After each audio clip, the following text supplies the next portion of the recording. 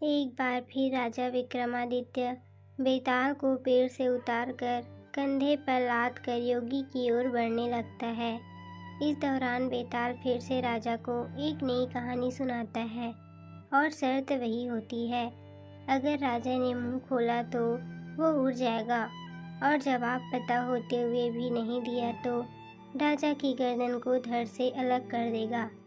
बेताल राजा को सुनाता है, बहुत साल पहले अयोध्या नगरी में वीरकेतु नाम का एक राजा राज करता था। उसी राज्य में एक साहूकार भी रहता था। धनी साहूकार का नाम था रत्नदत्त।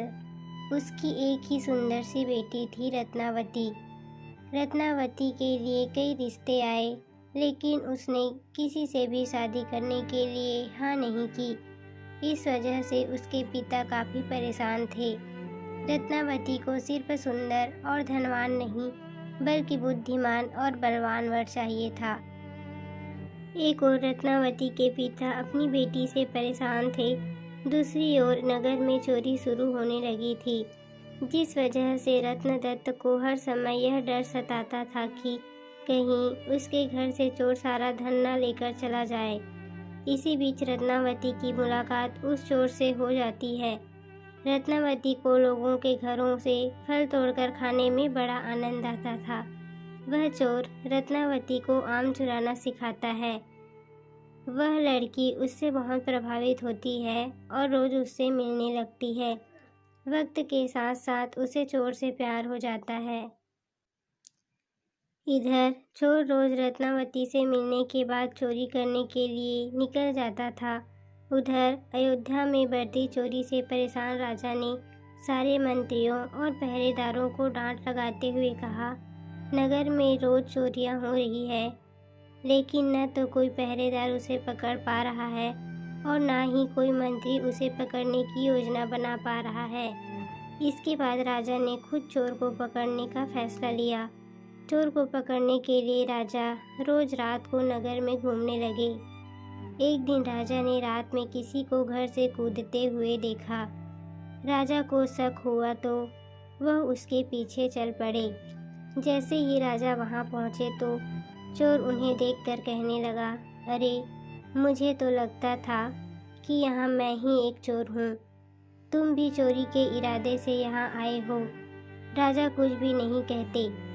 इसके बाद चोर कहता है, तुम भी चोरी के इरादे से आए हो और मैं भी, तो तुम्हें मुझसे डरने की ज़रूरत नहीं है। तुम इस तरह से मेरे मित्र हो। इसके बाद चोर राजा वीरकेतु को अपने घर चलने का आमंत्रण देता है। चोर का आग्रह सुनकर राजा उसके साथ चले जाते हैं। चोर उन्हें अपनी गुफा में ले जाता है, जहां उसने सारा चोरी का धन छिपा रखा था। राजा वीरकेतु इतना सारा धन और गुफा में मौजूद सुख सुविधाओं को देखकर हैरान रह गए। कुछ देर बाद राजा ने चोर से पूछा, तुमने इतना सारा धन इकट्ठा कर रखा है, तुम्हें चोरी करते हुए डर नहीं लगता? चोर जोर से हंसकर कहता है, राजा की सेना में कोई भी साहसी नहीं है और ना ही वो अपने काम को ईमानदारी से कर रहे हैं। अगर एक व्यक्ति भी अपना कार्य ईमानदारी से करता तो इतना मुश्किल नहीं होता मुझे पकड़ना। एक चोर राजा की पूरी सेना पर भारी पड़ गया है, वहाँ कोई योद्धा ही नहीं है। यह सुनते ही राजा ने अपनी तलवार निकाली और चोर से युद्ध करके उसे अपना बंदी बना लिया। चोर हैरान रह गया। उसे कुछ देर बाद समझ आया कि इतनी देर से राजा भेष बदलकर उसके साथ थे। राजा वीरकेतु उसे अपने साथ राजमहल ले आते हैं और फांसी पर चढ़ाने की सज़ा सुना देते हैं। जैसे ही इस बात का ऐलान होता है कि चोर पकड़ा गया और उसे फांसी होने वाली है, तो रत्नावती परेशान हो जाती है। उसे पता चल गया था कि राज्य में जो चोरी कर रहा था वही उसे आम चुराना सिखाता था। परेशान होकर रत्नावती अपने पिता रत्नदत्त से कहती है, पिताजी, जिस व्यक्ति को मैं मन ही मन अपना पति मान चुकी हूँ, उसे राजा ने पकड़ लिया है और वो उसे फांसी पर लटकाने वाले हैं। आप कुछ कीजिए। रत्नदत्त को अपनी बेटी की बात समझ ही नहीं आती है। तब वह अपने पिता को चोर और अपनी मुलाकात के बारे में विस्तार से बताती है और कहती है कि वो उसके बिना नहीं रह सकती है।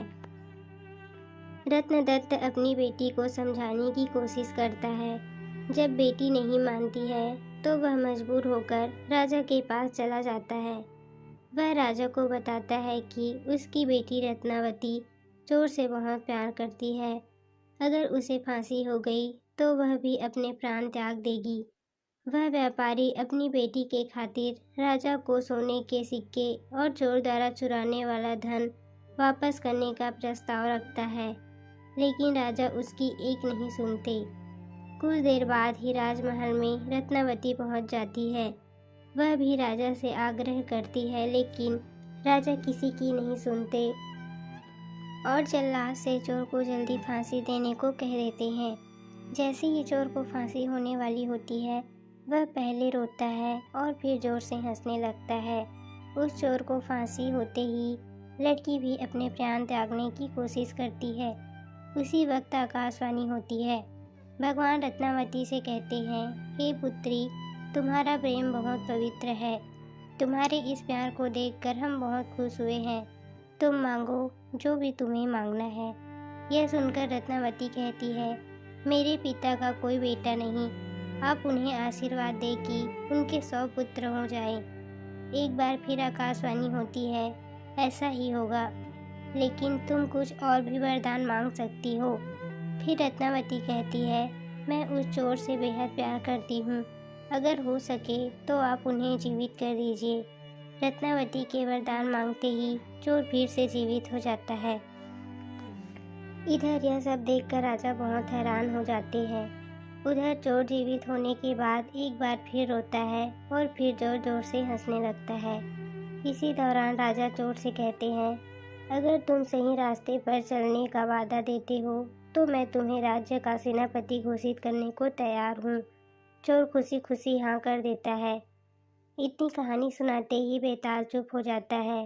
फिर विक्रमादित्य से पूछता है, हे राजन, बताओ वह चोर फांसी चढ़ते समय और जीवित होने के बाद क्यों पहले रोया और हंसने लगा? राजा ने जवाब दिया, सुन बेताल, चोर को दुख इस बात का हुआ कि उसने जीवन में सिर्फ चोरी ही की। इसके बाद भी इतनी सुंदर लड़की उसके लिए मरने के लिए तैयार है।